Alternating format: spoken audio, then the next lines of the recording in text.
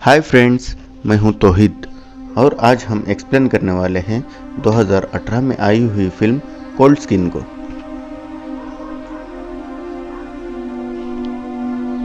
Movie की शुरुआत में हमें 1914 का टाइम दिखाया जाता है।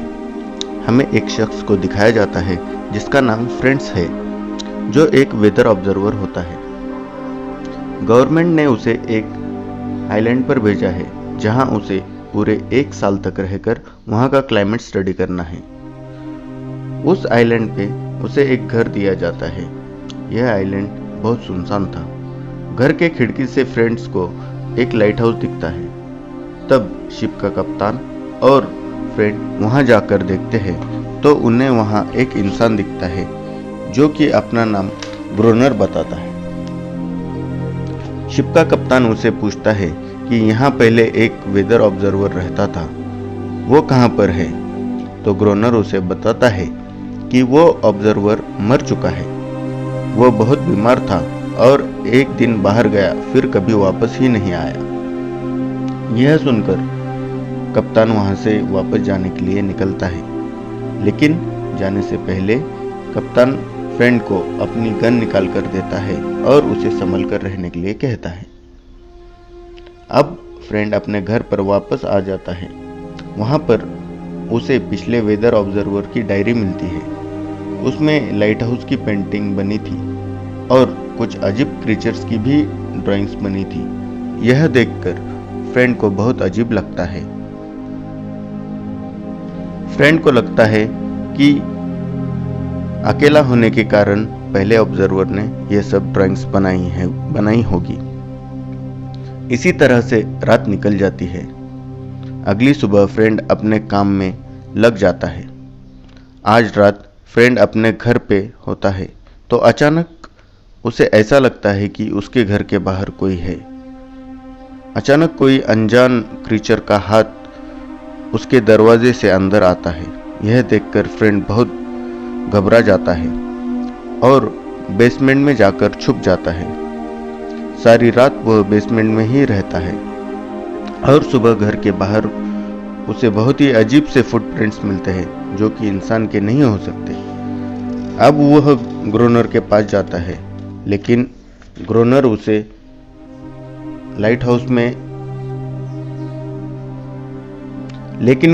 उसके लिए लाइट हाउस के दरवाजे नहीं खोलता। इसलिए फ्रेंड अपने घर वापस आ जाता है और उन क्रीचर से बचने के लिए अपने घर के चारों ओर लकड़ी के बाउंड्रीज बनाने लगता है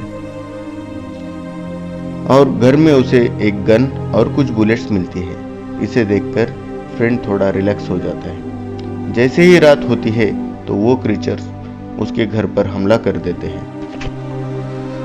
फ्रेंड उनसे काफी लड़ने की कोशिश करता है, बट वो क्रीचर्स बहुत ज्यादा तादाद में थे तो वो उनसे अकेले लड़ नहीं पाता है। इसलिए वो लकड़ी की बाउंड्रीज को जला देता है, लेकिन इसमें उसका पूरा घर ही जल जाता है। वो अपने घर से बाहर निकल जाता है।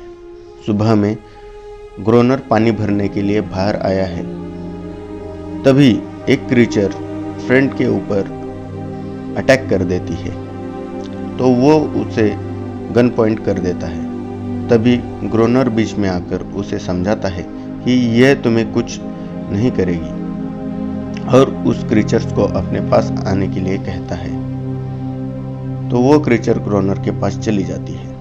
अब ग्रोनर फ्रेंड से कहता है कि अगर तुम चाहो तो मेरे साथ लाइट हाउस में आकर रह सकते हो।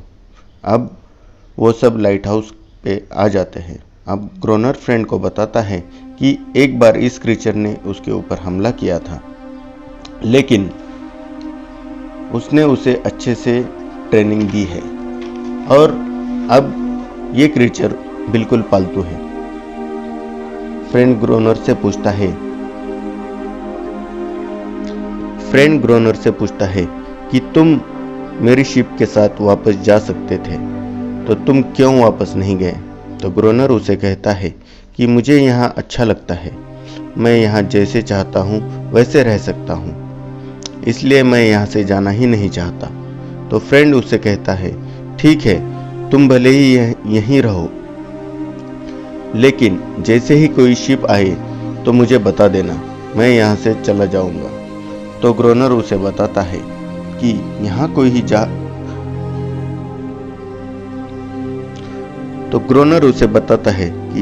जहाज आता ही नहीं है।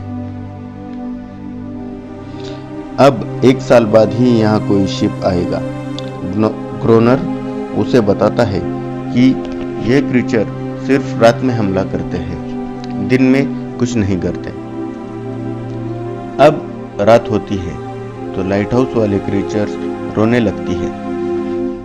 उसकी आवाज सुनकर बाकी क्रीचर्स लाइट हाउस पर अटैक कर देते हैं।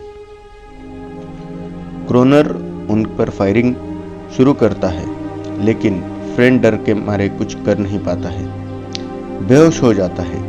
अगले दिन ग्रोनर फ्रेंड पर गुस्सा हो जाता है और उसे कहता है कि अगर तुम्हें यहाँ रहना है तो तुम्हें उन क्रीचर से लड़ना ही पड़ेगा, और उसे पानी लाने के लिए बाहर भेज देता है। जब फ्रेंड पानी लेकर वापस आता है तो वो ग्रोनर और उस क्रीचर को इंटीमेट होते हुए देखता है। यह देखकर उसे बहुत ही अजीब लगता है। अब रात में वो क्रीचर फिर से उन पर हमला कर देते हैं। अब फ्रेंड भी उनसे लड़ने लगता है। यह देखकर ग्रोनर दरवाजा बंद कर देता है और उसे अकेले लड़ने के लिए छोड़ देता है।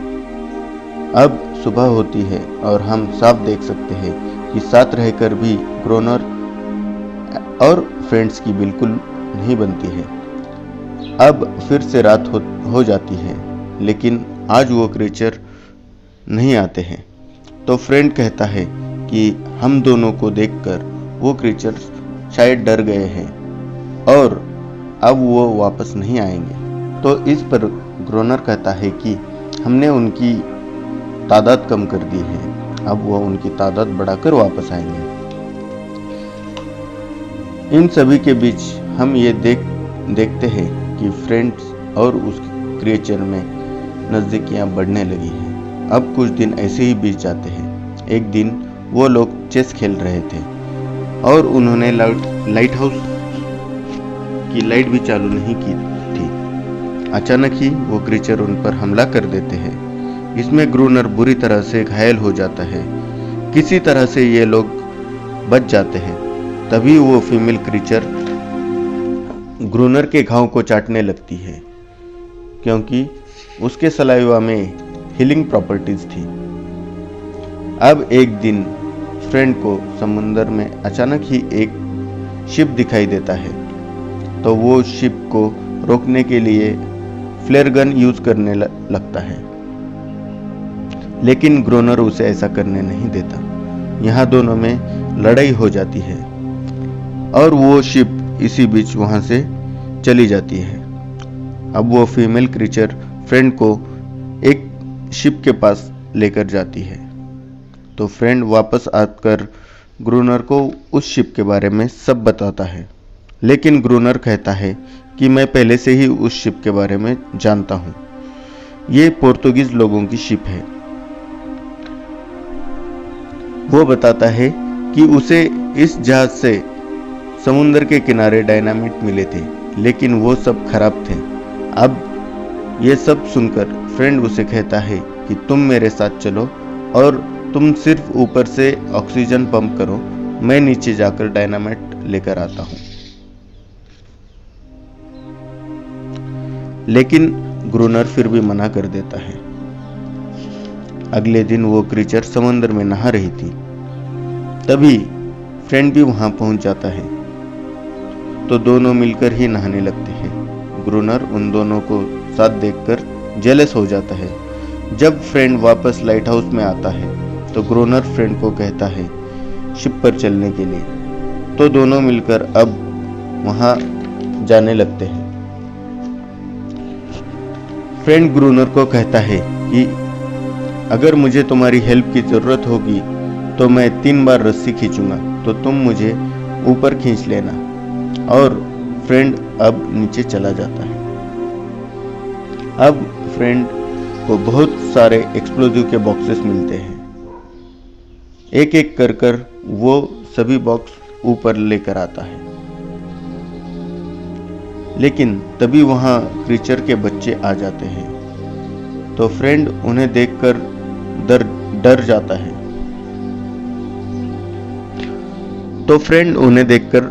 जाता है और नीचे गिर जाता है। वह रस्सी को 3 बार खींचता है, लेकिन ग्रोनर उसकी कोई हेल्प नहीं करता है। तो फ्रेंड खुद ही किसी तरह से ऊपर आ जाता है। अब वो दोनों लाइट हाउस में वापस आ जाते हैं। लाइट हाउस पहुंचकर वो उसके चारों ओर डायनामाइट लगा देते हैं, लेकिन कई दिनों तक कोई क्रीचर उनके ऊपर हमला ही नहीं करता है। अब उस आइसलैंड पर स्नोफॉल होने लगती है। ग्रोनर इतने ठंड में भी डायनामाइट के ट्रिगर लेकर ही बैठा था।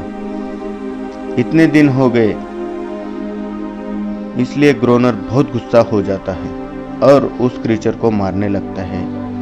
इसे देखकर फ्रेंड उसे पीछे से रोक लेता है। ग्रोनर आकर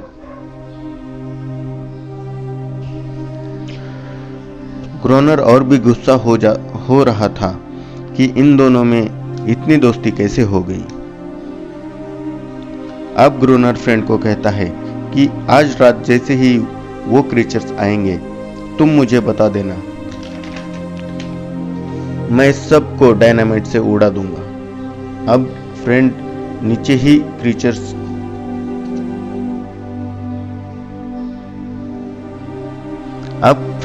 ही खड़ा था। तब ग्रोनर उस फीमेल क्रीचर को ऊपर लेकर जाता है, उसे रोने और चिल्लाने के लिए कहता है। उसकी आवाज सुनकर बाकी क्रीचर लाइट हाउस पर अटैक कर देते हैं। फ्रेंड जैसे तैसे उनसे बचकर ऊपर आ जाता है। तभी ग्रोनर डायनामाइट ब्लास्ट कर देता है। उसमें बहुत सारे क्रीचर्स मारे जाते हैं और ये दोनों भी काफी जख्मी हो जाते हैं। अब ये दोनों उस फीमेल क्रीचर को ढूंढ रहे थे, तो वो वहां नहीं थी। अगले दिन वो फीमेल क्रीचर बहुत सारे क्रीचर्स के साथ लाइट हाउस के बाहर आ जाती है।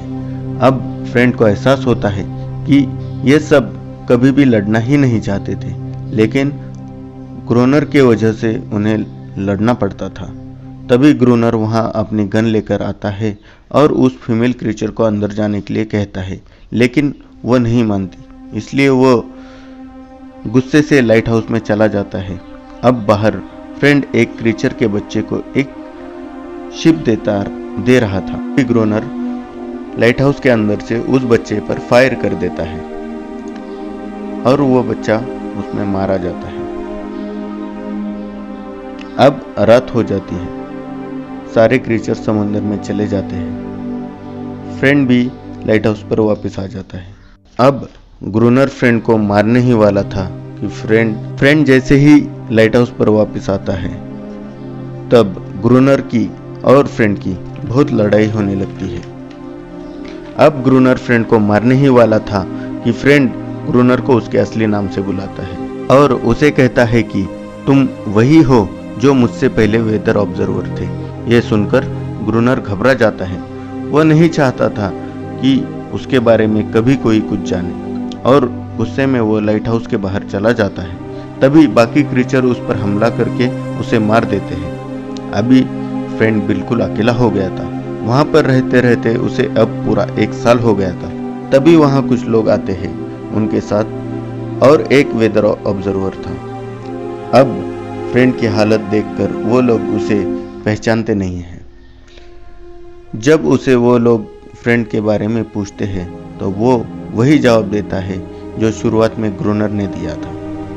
अब फ्रेंड भी वापस नहीं जाना चाहता था। तभी कप्तान लाइट हाउस की तलाशी लेने को कहते हैं। तभी हम देखते हैं कि वही फीमेल क्रीचर समुद्र में छलांग लगाकर भाग जाती है, जिसमें हमें यह पता लगता है कि अब वो और फ्रेंड यहाँ साथ में रहते हैं और इसी के साथ ये मूवी की कहानी खत्म हो जाती है। Thank you so much guys for watching this video. Please like, support and